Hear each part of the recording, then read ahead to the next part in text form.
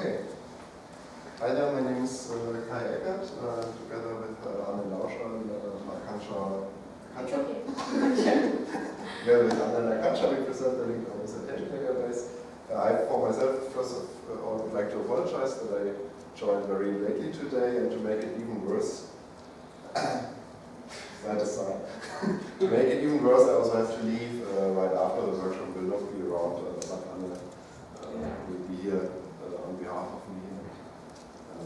Yeah, if you want to know something from my side, feel free to come immediately after.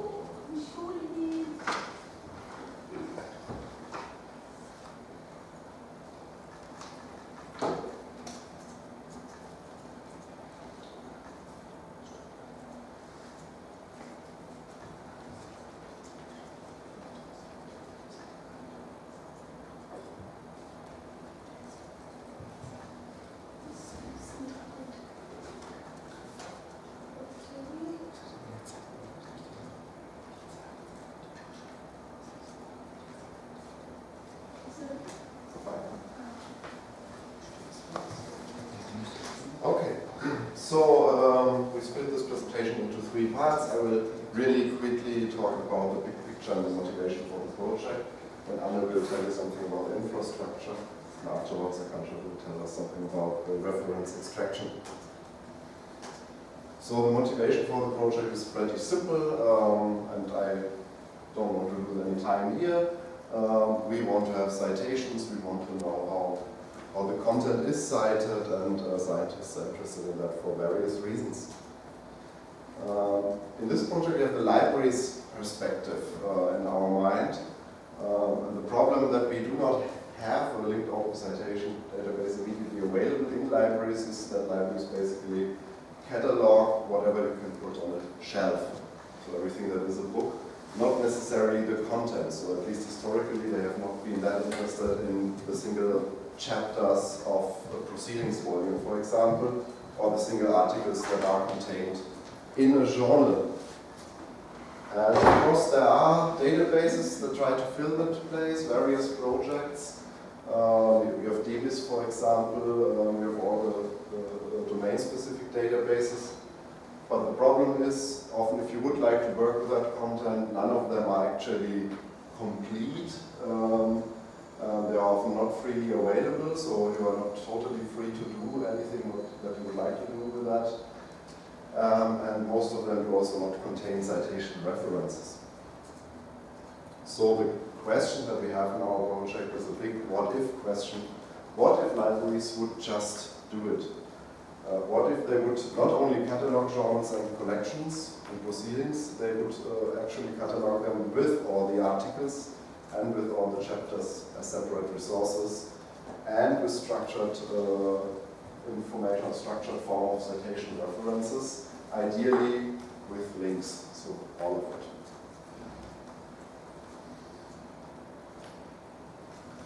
And that's the idea of this linked open citation database project. So we have a question that I think perfectly fits to what we have seen, what was going on in the other projects. We ask ourselves what is needed, persons, resources, money, and so on, for libraries to actually do this. It's not our goal necessarily to create this complete and free citation database. It's a 2-year project, it's a research project. So we are mainly interested in finding out how much effort it would be to do this, and therefore we create a prototypical linked open citation database in a complete, in the sense of a subset domain, and we focus on cataloging efficiency.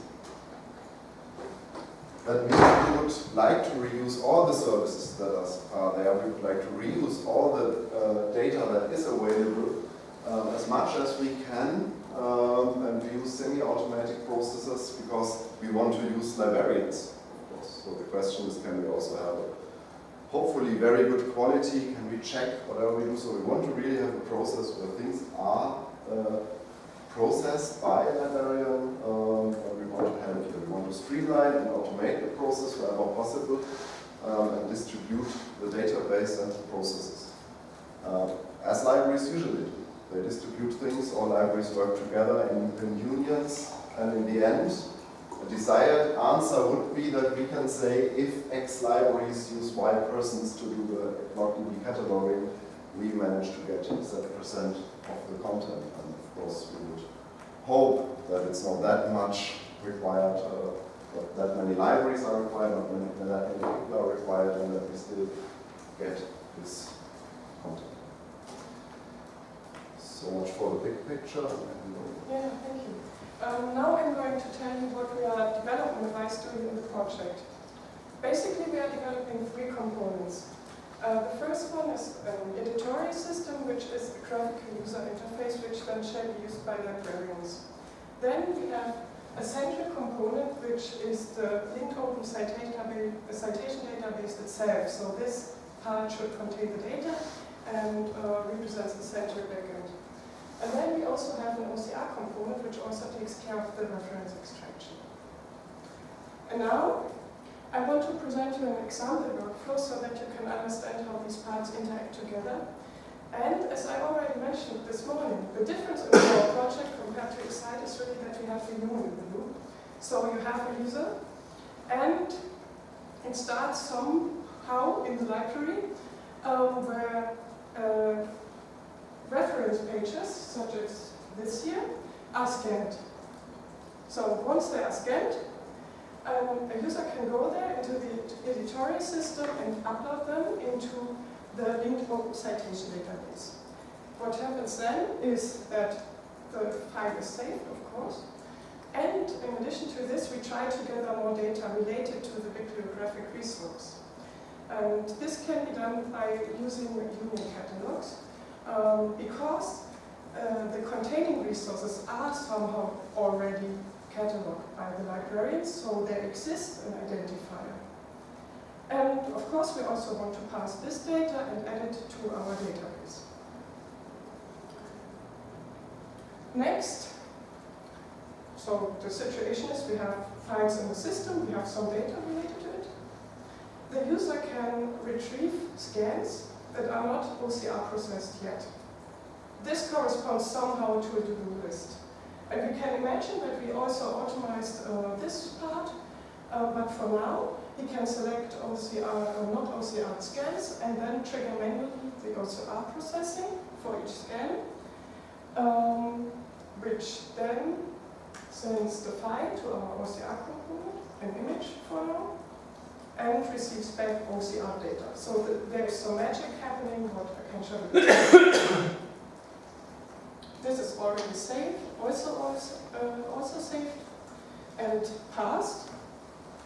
And then we have scans now in the system that are OCR processed. And we have some data, which came out from the OCR processing, and we also have some data which belongs to the union catalog somehow. But we want to have valid data. That's the point. So we retrieve another to-do list, which is OCR reference list scans, but we do not know whether the data that we OCR'd is correct. So the user can then, with his to-do list, retrieve the data for each single reference and correct the OCR information. Once he has done it, we have a real reference that is correct in our system. And in addition to this, to support him and to reduce duplicates, he can get suggestions from our internal system, and also we use third-party sources such as Google Scholar or Open Citations. And that's it. As a result, as I said, we have a linked open citation database extracted from reference lists, so really scanned reference list, created by librarians. But as you saw now, it's not only those 3 components, we have much more at the moment already. We plan to have multiple log-DB instances in different libraries, hosted by different libraries, maybe all over the world. And we also plan to integrate our data also in the linked open data cloud, of course. We want to use data that comes directly from publishers. We want to use the databases mentioned by Kai. And of course, we have more than just images. We have PDF documents, we have maybe documents that come directly from the web that are crawled, and yeah, the print data. Technology-wise, currently we are, this part here is a full JavaScript-ish stack with Angular and TypeScript Bootstrap in the front end, and the back end uses Node.js and MongoDB, and there is also a framework called Swagger, which is quite good for creating web APIs. Yeah, our data model is currently inspired by the Open Citations data model, and we really want to do it like that so that it fits to the Open Citations model and is directly integrated into the linked Open Data Cloud, because they also use the SPA ontologies, as you maybe know.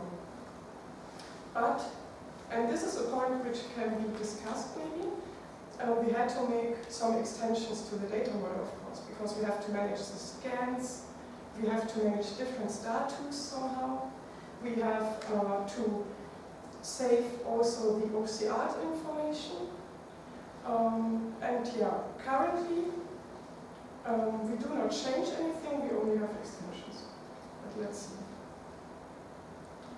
So now Akansha is going to talk about the reference extraction. Thanks.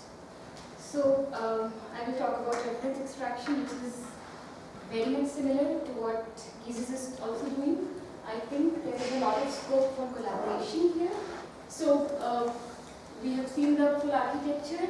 This is the OCR component for which I am dealing with. There is a web service running where you can upload print document images, and you receive XML in return. So it's currently being used by NA. And I will explain the complete workflow for each kind of documents that we may have. So firstly, we can have scan documents. We also call it document images of bibliographies. The second kind of documents that we can have can be textual PDF if it is encoded properly. So the third kind of document can be a structured XML. So though the XML looks structured, it has more information about the journal and the article, and generally in such structure you will find a tag called bib unstructured, and you further need to segment it. So moving on with these three kinds of data that we may have. Firstly, I started working on scan documents because I thought if this is solved, the other things are not going to be that complicated. So though a pipeline is running, it's fine, we have things, but I'm also investigating on using deep learning approaches. I can explain it on each step. So the first step when it comes for a scan document is binarization of a document. So we need to clean it. The second step is image classification. So we can receive two kinds of images. It can be a single column format or a double column format. I have already used some deep learning approaches on this kind of data, and the results are very promising. The next step after image classification would be reference extraction. So the way our project expects the results, so the way any expects the results from me, is that she also needs the coordinate information for each reference. So I think there was some discussion about it already. I'm already working on training a deep learning neural network to identify each reference. So I have results from around 50 documents, and they look good at the moment at least. I'm using a convolutional neural network for this task. So once the references are extracted, so this is still investigative work, because I'm not sure if it is going to make it more efficient or it is going to reduce the efficiency, considering if I send each line for OCR or if I'm sending the whole page for OCR. So this is something I still need to investigate before we get the final result. So after reference extraction, we perform OCR or text extraction, and further reference segmentation on each individual reference. So now this pipeline is functioning at the moment. The next type of documents that can be is the textual PDF. So if the PDF is not is very clean, one of the steps can be to convert it into a scanned document and follow the pipeline which we discussed before. The next can be to utilize the text directly and then perform text extraction and further reference segmentation. I'm also working on this task. So but the results, I'm really looking forward to the new version of Parsite. So we'll see after that if we need to really improve or not. And this third type of data can be structured XML, which of course needs to be pre-processed and then references need to be segmented. So this is about the log TV.